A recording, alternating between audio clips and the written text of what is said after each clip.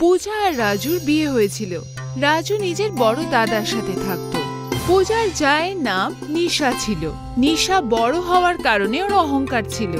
ও প্রায় পূজাকে দিয়ে সব কাজ করাতো। পূজা খুবই সহজ সরল মেয়ে ছিল। ও নিজের জাকে শাশুড়ি ভেবে তার সব কথা শুনতো। পূজা, আমি মন্দিরে যাচ্ছি, ঘরে সব কাজ করে নিও, আর আমি যখন ফেরত আসবো তখন কোনো কাজ যেন বাকি না থাকে। দিদি, তুমি নিশ্চিন্তে মন্দিরে যাও, আমি এখানকার সব কাজ করে নেব। জানি তুই কিরম কাজ করবি। মন্দির থেকে এসে আমাকেই সব কাজ করতে হবে। কাজ সব সময় উল্টোপাল্টা করে রাখিস। পূজা সব সময় নিশাকে অনেক কথা শোনাতো, কিন্তু নিশা ঘুরিয়ে কখনো তার উত্তর দেয়নি। কিন্তু যখন খাবার পরিবেশনের সময় আসতো তখন নিশাই খাবার পরিবেশন করত। এটা কি করছো? দিদি, আমি ওনার জন্য খাবার বাড়ছি। যা, তুই দেওরের হাত মুখ ধুইয়ে দে, আমি খাবার বাড়ছি। পূজা রাজুর হাত মুখ ধোয়ানোর জন্য চলে গেল। আরে, সাবান তো রান্নাঘরেই রয়েছে, আমি এক্ষুনি নিয়ে আসছি। তাড়াতাড়ি নিয়ে আসবে, কিন্তু খুব খিদে পেয়েছে, আর আমার হাতটাও খুব নোংরা, হাতটা ভালো করে ধুতে হবে। পূজা যখন রান্নাঘরের দিকে যাচ্ছিল তখন ওর নজর নিশার দিকে গেল। নিশা রাতের বেঁচে যাওয়া রুটি আর তরকারি রাজুর প্লেটে বেড়ে দিচ্ছিল। ও কিছু বলতে চেয়েও বলতে পারল না, আর সাবান নিয়ে ওখান থেকে চলে যায়। আরে, কি হলো তোমার? তুমি আবার কোথায় হারিয়ে গেলে? তুমি সাবান আনতে গেছিলে, ওখানে আবার বিছাতে কামড়ে দিল নাকি তোমায়? কিছু না, তুমি ভেতরে যাও। পূজা রাজুকে ভেতরে নিয়ে আসে। কিছুক্ষণ বাদে নিশা রাজুর জন্য খাবার নিয়ে আসে। পূজা খুব দুঃখের সাথে থালাটা ধরে রাজুর সামনে পরিবেশ করলো, আর যখনই রাজু রুটির একটা টুকরো মুখে তুলল তখনই পূজা ওর সামনে থেকে থালাটা উঠিয়ে নিল আর রাজুকে সব সত্যি কথা বলল। আমি তো আমার নিজের কানকেই বিশ্বাস করতে পারছি না যে বৌদি আমার সাথে এরকম করতে পারে। এইসব তোমার না কাজ করার ফল। তুমি কোনো কাজকর্ম করো না, তাই সবাই তোমাকে বাড়ির বোঝা ভাবে। তোমার নিজের কোনো কাজ করা উচিত। সত্যি পূজা, আজকালকার দিনে মানুষের কোনো গুরুত্বই নেই, শুধু টাকা পয়সারই গুরুত্ব আছে। আমি আজ থেকেই একটা না একটা কাজ খোঁজার চেষ্টা করব। রাজু কাজের খোঁজ করতে থাকে, কিন্তু কোনো কাজ পায় না। যখন ও ক্লান্ত হয়ে বাড়ি ফিরল তো পূজা ওকে বলল, তুমি যখন একবার পিৎজা বানিয়েছিলে তখন সেটা খুবই সুস্বাদু ছিল। তুমি তো একটা পিৎজার দোকান খুলতে পারো। আজকাল সবাই পিৎজা খুব পছন্দ করে, তোমার কাজও খুব ভালো চলবে। সেসব তো ঠিক আছে, কিন্তু আমার কাছে পিৎজা বানানোর জন্য তো মেশিনও নেই, আর ওটা খুবই দামি। আমার কাছে এত টাকা নেই যে আমি ওটা একটা কিনে নিতে পারবো। আমার বাপের বাড়িতে একটা পিৎজা বানানোর মেশিন এমনিই পড়ে আছে, তাহলে আমি ওটা নিয়ে আসি আর তুমি তার উপরে কাজ করা শুরু করে দাও। পূজা নিজের বাড়ি থেকে ওই মেশিন তো নিয়ে আসে, কিন্তু রাজুর বানানোর ওই পিৎজা মার্কেটে খুব একটা চলল না, কারণ পিৎজার আরো অনেক দোকান ছিল। ও উদাস হয়ে যখন ঘরের দিকে যাচ্ছিল ও তখন সামনে কারোর অ্যাক্সিডেন্ট হতে দেখলো। আরে, এই গাড়িটা তো ওই ফুচকাওয়ালাটাকে উড়িয়ে দেবে, এত জোরে গাড়িটা ওর দিকে যাচ্ছে। রাজু ওই গাড়ি থেকে অনেক আগে দৌড়ে ওই ভেলপুরিওয়ালাকে বাঁচিয়ে নিল। তুমি আমার প্রাণ বাঁচিয়ে আমার উপর অনেক বড় উপকার করলে। যদি তোমার কিছু হতো তাহলে? এমনিতেই আমার পরিবারের আমার প্রাণ নিয়ে কিছু এসে যায় না, যদি কিছু হয়েও যেত কোনো ক্ষতি হতো না কারুর। তুমি এভাবে কেন বলছো? তোমার কথা শুনে মনে হচ্ছে তোমার মন খারাপ। রবির বারবার জিজ্ঞেস করার পর রাজু সব কথা বলে দিল, আর রবি ওকে একটা পুটলি দিল। এটা আবার কি? আমার কাছে সেরকম কিছু নেই, আমিও তোমার মতনই একজন সাধারণ মানুষ। তুমি এই ফুচকাগুলো নিয়ে যাও আর তোমার পিৎজার ভেতরে ঢুকিয়ে দিও। পিৎজার মধ্যে কেউ আবার ফুচকা ঢোকায় নাকি? তোমাকে যেমনটা বললাম তুমি শুধু তেমনটা করো না। রাজু ওই পুটলি নিয়ে যায় আর সেটা পিৎজার ওপরে দিয়ে দেয়। পিৎজার থেকে এত সুগন্ধ আসছিল যে দোকানে অনেক গ্রাহক চলে আসে, আর সবাই ওর ভেলপুরিওয়ালা পিৎজা খেতে চায়। আজ অব্দি আমরা অনেক রকমের পিৎজা খেয়েছি, কিন্তু এই ফুচকা পিৎজা তো আমরা জীবনে প্রথমবার খাচ্ছি। তুমি কি বলো? হ্যাঁ, এই ফুচকা পিৎজার ব্যাপারে একটু আলাদা। এর সামনে তো সমস্ত পিৎজা ফেল হয়ে যাবে। আর আমার জন্য 3টে পিৎজা প্যাকিং করে দাও। রবির দেয়া ভেলপুরি থেকে বানানো পিৎজা নিজে নিজেই সাইজে বেড়ে যায়। ও একটা পিৎজায় ভেলপুরি দিয়ে দেয়, আর সেখান থেকে আরো অনেক পিৎজা তৈরি হয়ে যায়। এ তো দেখছি সত্যিই একটা জাদু ফুচকা পিৎজা। আমি তো মনে করলাম মস্করা করছে, যে ওই লোকটা আমাকে আবার কি দিল। এখন তো দেখছি সবাই এই ফুচকা পিৎজাটা ডিমান্ড করছে, আর আমার ব্যবসাও বেশ ভালোই চলছে। রাজু ধীরে ধীরে বড় লোক হয়ে যায়। একবার যখন রাজু আর পূজা কথা বলছিল, তখন নিশা সব শুনে নেয়। পূজা, তুমি যদি আমাকে সঠিক সময়ে কাজ করার জন্য না পাঠাতে, আর ওই জাদু ফুচকাটা যদি আমি না পেতাম, তাহলে আজকে আমার পরিস্থিতি অন্যরকম হতো। প্রত্যেক মেয়ের এটাই স্বপ্ন হয় যে তার স্বামী যেন নিজের পায়ে দাঁড়িয়ে থাকে, কারোর আগে যেন ভিক্ষা না করে। তাই আমিও সেটাই করেছি। আচ্ছা, তাহলে এই ব্যাপার, এদের কাছে জাদুর ভেলপুরি পিৎজা আছে, যার জন্যই এরা এত বড় লোক হয়ে যাচ্ছে। আমাকে ওই ভেলপুরি চুরি করতে হবে, আমি ওদের বড় লোক হতে দেখতে পারবো না। যখন রাজু আর পূজা শুয়ে পড়ে, তখন নিশা রাতের অন্ধকারে ওই জাদু ভেলপুরি পিৎজা চুরি করার জন্য ওদের ঘরে আসে আর ওই পিৎজাকে খুঁজে বের করে। এবার ওদের শেষ হতে কেউ বাঁচাতে পারবে না। এখন এই জাদুই ভেলপুরি পিৎজা আমার হাতে চলে এসেছে। ও যখনই ওই জাদুই ভেলপুরি পিৎজাকে হাত দেয়, তখন ওটা বিশাল আকার ধারণ করে আর নিশাকে জড়িয়ে ফেলে আর ওকে জোরে চেপে ধরে। আরে, আমার নিঃশ্বাস বন্ধ হয়ে যাচ্ছে, আমাকে ক্ষমা করে দাও। আমি তোমায় হাতও লাগাবো না, আমি লোভে পড়ে তোমায় চুরি করতে এসেছিলাম। আমায় ক্ষমা করে দাও, আমায় ক্ষমা করে দাও। নিশা যেন তেন প্রকারে ওই জাদুই ভেলপুরি পিৎজা থেকে প্রাণ বাঁচিয়ে চলে যায়। আর এদিকে রাজু আর পূজা জাদুই ভেলপুরি পিৎজা দিয়ে মানুষকে ফ্রিতে পিৎজা খাওয়ায়, মানুষের সাহায্য করে। ওরা অনেক গরিব আর অসহায় মানুষদের জন্য হসপিটাল আর আশ্রম খোলে। খটমলপুরের একটা গ্রামে মহেশ তার বউ রূপার সাথে থাকত। এমনিতে তো মহেশ একটা পড়াশোনা জানা লোক ছিল, কিন্তু গ্রামে বেরোজগারির কারণে ও কোথাও কোনো চাকরিই পাচ্ছিল না। সেই কারণে মহেশ আর রূপা গ্রামে একটা ফুচকার স্টল খুলে দেয়। পুরো গ্রামের লোকেরা ওই স্টলে খুব হাসি মনে আসতো। খটমলপুর গ্রাম শহরের কাছেই ছিল, তাই গ্রামের লোকেরা শহরের পিৎজা আর বার্গার বেশি পছন্দ করত। সেই কারণে ফুচকার বিক্রি কম হতে শুরু করে আর মহেশ আর রূপা খুব অস্থির হয়ে ভাবতে শুরু করে। দেখলে রূপা, আজকেও আমাদের দোকান থেকে কেউ কিচ্ছু কিনলো না গো। মাঝে মাঝে আমার খুব ভয় করে যে আমরা আবার না খেতে পেয়ে মারা না যাই। এতে ভয়ের কোনো ব্যাপার নেই গো। যদি আজকে ভালো রোজগার হচ্ছে, তাহলে কালকে একটু ক্ষতিও হতে পারে না। এটা তো নিয়মই, তাই না? আচ্ছা, আমরাও যদি শহরের মতো পিৎজা বার্গার বিক্রি করা শুরু করি, এতে তো আমাদের লাভও বেশি হবে আর আমরা নতুন কিছু করতেও পারবো। মহেশ যখন রূপাকে অন্য ব্যবসার কথা বলে, তখন রূপা রাগের চোটে বলে, আমাদেরকে আর কিছু করা উচিত না গো। আগেই তুমি দুধের ব্যবসা করেছিলে না, আর তাতে খুব ক্ষতি হয়। আমরা অনেক বছর পর্যন্ত ঋণ চোকালাম, আর এখন কোনো তামাশা আমি চাই না গো। আচ্ছা ঠিক আছে, তুমি যা বলবে তাই হবে। দেখো, কাস্টমার এসেছে, তুমি ওদেরকে ফুচকা খাওয়াও, আমি অন্য জিনিসগুলো কিনে নিয়ে আসি। গ্রাম শহরের কাছে হওয়ার কারণে গ্রামের লোকেরা শহরে গিয়ে নিজের ইচ্ছে মতো জিনিস খেয়ে চলে আসতো। এর কারণে মহেশের দোকানে কেউই আসতো না। দেখলে রূপা, আমি তোমাকে বলেছিলাম না, আমাদের অন্য কিছু করতে হবে। দেখো, এখন আমাদের ফুচকা কেউ খাচ্ছেই না। এর কোনো উপায় আমাদেরকে ভাবতেই হবে। চলো, আজ গ্রাহকই নেই, আমরা আজকে বাড়িই চলে যাই।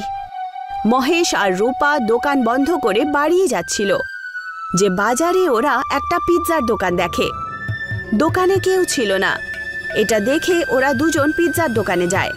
পিৎজার দোকানে দীপক আর তার বউ নীলম দোকান না চলার কারণে মন খারাপ করে দাঁড়িয়েছিলেন। এটা দেখে মহেশ দীপককে বলে, কি হয়েছে দীপক দাদা, তুমি একা? আরে মহেশ বাবু, এসো এসো। কেমন চলছে তোমার ফুচকার দোকান? আমার অবস্থা খুবই খারাপ, সকাল থেকে মাছই তাড়াচ্ছি। আরে দাদা, আমাদের দোকানে তো চলছে না, সেই জন্যই দোকানটা বন্ধ করে বাড়ি ফিরছি। মহেশ আর রূপা দীপকের সাথে কথাবার্তা বলে নিজের বাড়ি চলে আসে। দীপকের পিৎজার দোকানের অবস্থা দেখে মহেশ আরো অস্থির হয়ে পড়ে। দেখলে তুমি গিন্নি, কিছুই তো বিক্রি হচ্ছে না, না পিৎজা না ফুচকা। এখন আমরা কি করি বলো তো? কি করে সংসার চালাবো আমরা? আমার কাছে একটা উপায় আছে। তুমি গিয়ে দীপকের দোকান থেকে পিৎজা কিনে নিয়ে এসো। আমাদের কাছে অনেকগুলো ফুচকার জিনিসপত্র পড়ে আছে, ওদের থেকে সস্তায় কিনে আমরা পিৎজা ফুচকা বানিয়ে বিক্রি করব। এটা নিশ্চয়ই গ্রামে কেউ আগে খায়নি। পিৎজা ফুচকা? সেটা কি করে হবে? পিৎজা ফুচকা গো, আমরা নিজের ফুচকায় পিৎজার ফ্লেভার আর তার মশলা দিয়ে বিক্রি করব। তুমি দেখো গো, আমাদের দোকান নিশ্চয়ই চলবে। চলতেই হবে। তুমি তোমার মায়ের বাড়ি গেছো, কতদিন হয়ে গেছে তাই না? মহেশ রূপার কথা শুনে দীপকের দোকান থেকে গিয়ে সমস্ত পিৎজা আর তার জিনিসপত্র কিনে নিয়ে আসে, আর রূপার কথা অনুযায়ী পিৎজা ফুচকা বানানোর প্রস্তুতি শুরু করে দেয়। দেখতে দেখতেই বিকেল হয়ে যায় আর ওরা পিৎজা ফুচকা বানিয়ে রেডি করে দেয়। পিৎজা ফুচকার সৌন্দর্য দেখে ওরা দুজনই খুব খুশি হয়। এই দেখো না, কি সুন্দর লাগছে এটা। আমি একটা খেয়েও দেখলাম। এত সুস্বাদু খাবার আমি এর আগে কখনো খাইনি। শোনো গিন্নি, আমাদের জীবন পাল্টাতে চলেছে। আরে শান্ত হও বাবা, দেখো গ্রাহকদের আসার সময়ও হয়ে গেছে। ব্যাস, সবকিছু যেন ভালো হয়। সেই সময় মহেশের দোকানে একজন বয়স্ক লোক আর ওনার ছেলে আসে, যারা পিৎজা ফুচকা খেলো আর বলল, আরে এত সুস্বাদু ফুচকা আমাদের গ্রামে, খেতে তো অসাধারণ। আচ্ছা, আমাকে আরো কয়েকটা প্যাক করে দাও তো, এগুলো আমি আমার বাড়ির সবাইকে খাওয়াবো গিয়ে। আর কি ছিল, মহেশের পিৎজা ফুচকা খুব ভালোভাবে চলতে শুরু করলো। রূপা আর মহেশের যেন লটারি লেগে গেছিল। পুরো গ্রামে পিৎজা ফুচকার প্রশংসা শুরু হয়ে যায়। মহেশ বড় একটা পিৎজা ফুচকার দোকানও খুলে দেয়। কিন্তু এই সমস্ত কথা দীপক আর তার স্ত্রী সহ্য করতে পারছিল না। এটা দেখে নীলম দীপককে বলে, দেখেছো তুমি আমাদের ব্যবসা কিভাবে ওরা খারাপ করে দিল? আমাদের কাছে এসে আমাদের থেকে পিৎজার জিনিস কিনে আমাদের পিঠের পেছনে চাকু ঢোকালো।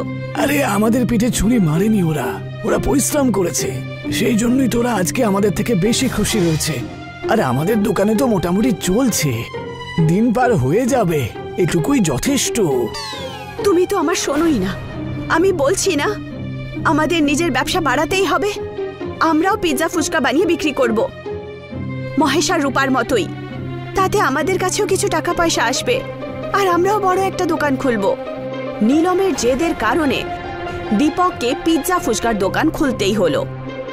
আর মহেশের দোকানের ঠিক সামনেই দীপক আর নীলম নিজের পিৎজা ফুচকার দোকান শুরু করে দেয়।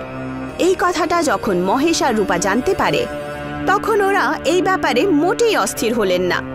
বরং মহেশ দীপকের দোকান দেখে রূপাকে বলে, দীপক দাদা দোকানটা খুলেছে, ওনারও পিৎজা ফুচকার এই দোকানটা ভালোই লেগেছে। ভালো খবর, ওনার কাছ থেকে আমরা এটা শিখেছি। চলো, ভালোই হলো। ভগবান করুক ওনারও দোকান ভালো চলুক আর উন্নতি হোক। কিন্তু এরকমটা হলো না। দীপক আর নীলমের দোকান বন্ধ হয়ে যায়। গ্রাহক না আসার কারণে ওরা দুজন সারাদিন একাই দাঁড়িয়ে থাকতো। দীপক আর নীলমকে অস্থির দেখে রূপা মহেশকে বলে, শোনো না, আমাদেরকে দীপক আর নীলমে সাহায্য করা উচিত। গত অনেক দিন ধরে ওদের কাছে কোনো গ্রাহকই আসছে না। আমাদেরকে ওদেরকে এই প্রবলেম থেকে বার করা উচিত। আচ্ছা, আমরা বরং ওনাদেরকে আমাদের দোকানটা সামলাতে বলি। ঈশ্বরের কৃপায় আমাদের দোকানটা ভালোই চলছে আর উন্নতিও করছে। ওনাদেরকে আমাদের দোকানে কাজ করতে বলি আর আমরা আর একটা দোকান খুলি, কি বলো? যেখানে আমরা পিৎজা ফুচকা বিক্রি করব। কিন্তু এই কথাটা ওরা স্বীকার করবেন কি? চলো গিয়ে জিজ্ঞাসা করি।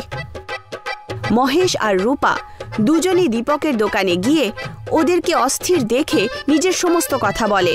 আর দীপক আর নীলম ওদের কাছে ওদের জবাব জিজ্ঞাসা করেন। আমি আর নীলিমা এতে রাজি আছি। আপনাদের সাথে আমরা অবশ্যই জুড়তে চাই। আপনারা আমাদের বিপদের সময় এত সাহায্য করেছেন, এই উপকার আমরা কখনো ভুলব না। ধন্যবাদ রূপা আর মহেশ বাবু, আমরা আপনার দোকান খুব ভালো করে চালাবো। ঠিক সেরকমই হলো।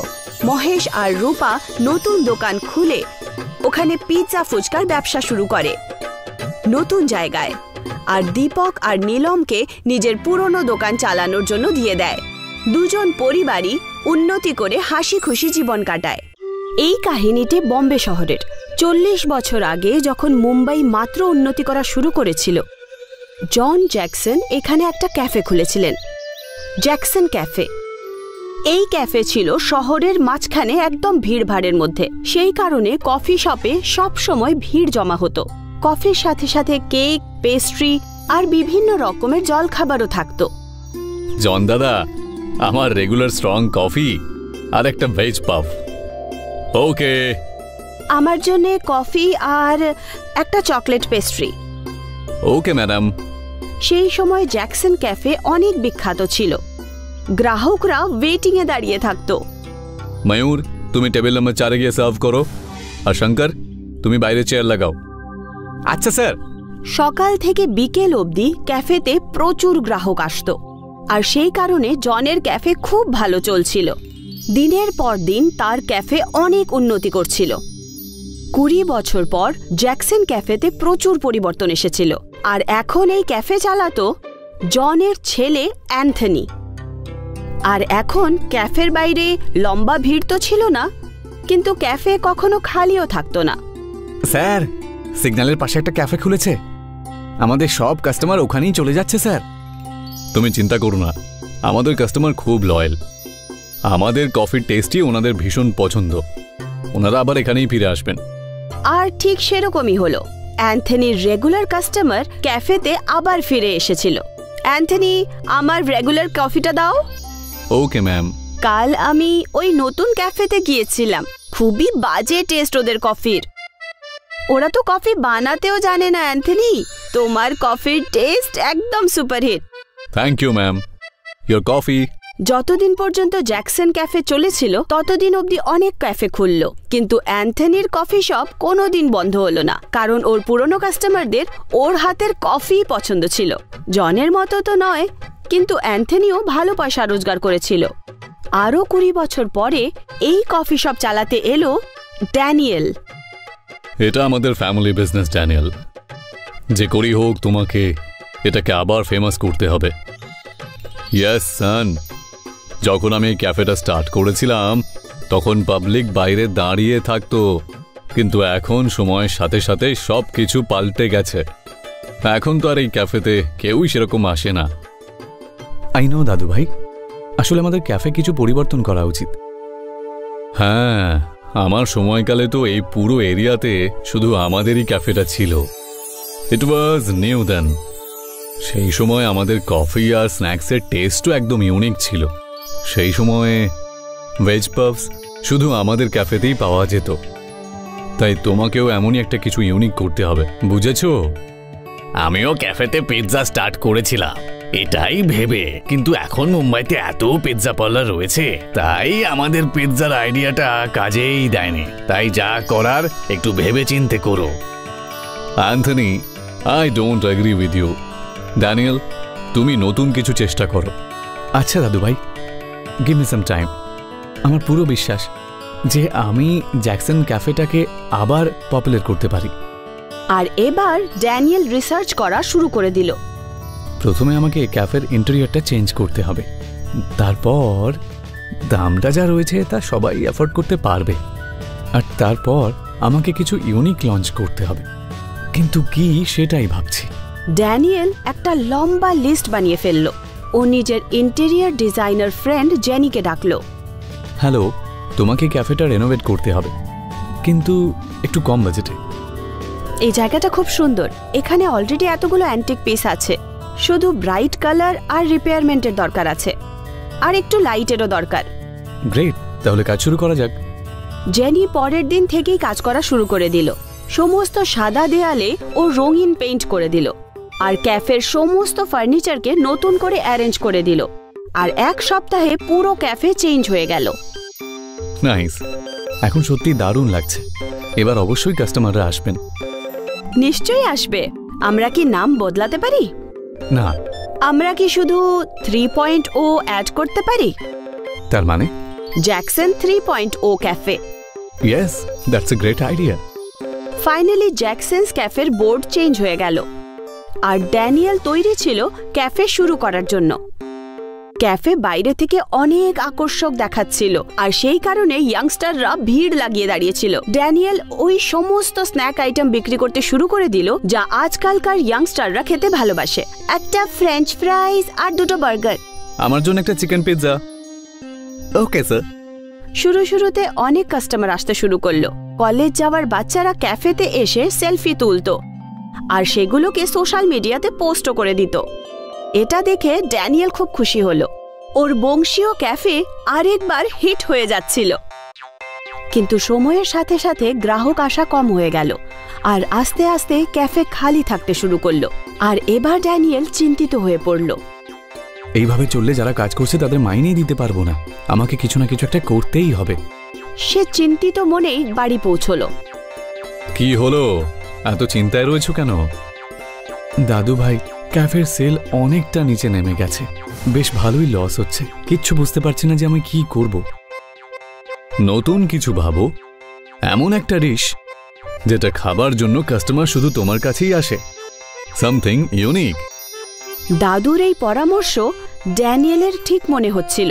ও ইন্টারনেটে খুঁজতে লাগলো যে ও কোন নতুন ডিশ বিক্রি করতে পারবে। বার্গার্স, পিৎজা, ফ্রাইজ সেগুলো তো অলরেডি ক্যাফেতে ছিল। তখনই ওর দৃষ্টি পড়ল একটা কালো পিৎজার ওপর। কালো পিৎজা একদম আলাদা ছিল। ড্যানিয়েলের এই কালো পিৎজার আইডিয়াটা খুব ভালো লাগলো। পরের দিনই ড্যানিয়েল নিজের ক্যাফেতে কালো পিৎজা বানালো। এটা দেখতে তো একদমই কালো, কিন্তু খেতে স্বাদ রয়েছে দেখছি। ড্যানিয়েল খুঁজে পেল তার ইউনিক আইডিয়াটা। সে ক্যাফের বাইরে বড় বড় পোস্টার লাগিয়ে দিল ব্ল্যাক পিৎজার নামে, আর তার সাথেই আরেকবার ভিড় জমা হতে লাগলো। একটা ব্ল্যাক পিৎজা। আমাকেও একটা ব্ল্যাক পিৎজা দাও।